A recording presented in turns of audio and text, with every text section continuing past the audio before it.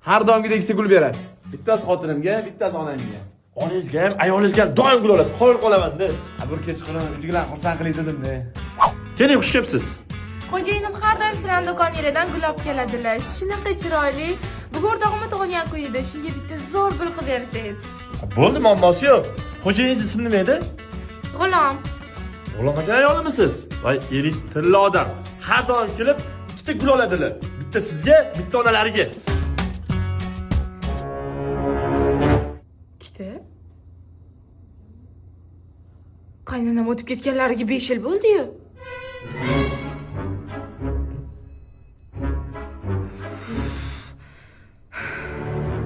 To'g'risini kimga olardi? Onamga degandilar. Tez gul oladigan do'koningizga yetib keling. Ha, nima bo'ldi? Oyijon o'tib ketganlariga 5 yil bo'ldi. Ikkinchi gul kimga borgani menga qiziqyapti. Onamni singlari bor, xolam, buni bilasan. Ularni ko'rsam, onamni ko'rgandek bo'laman. Sen tug'imga noto'g'ri o'ylayapsan. To'g'ri bo'ldi, bo'li, to'g'ri aytibdilar. O'zimiz 2-3 marta Toshmiga olib borib berganmiz. Toshmiga. Xolajon, nazar berib turarlar-yu. Bu Toshmi bilan Nazarbek almashtirib qo'ydi har doim. Bitta unga yo'li bitdi. Adashtirib to'g'ri aytibdilar. Pastani qizlar chiqib olib qolardi.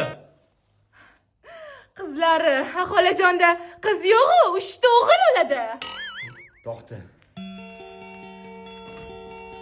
To'sni aytaymi? Ayting.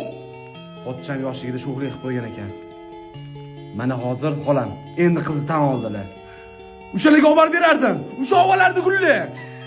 Nima degan gap bu? Qanaqa detskisiz jonimga deysiz, alturib. Yuring xolajon, oldiga isbotlab berasiz. Xolam Rossiyaga ko'chib ketdilar. Qachon qochib ketdilar?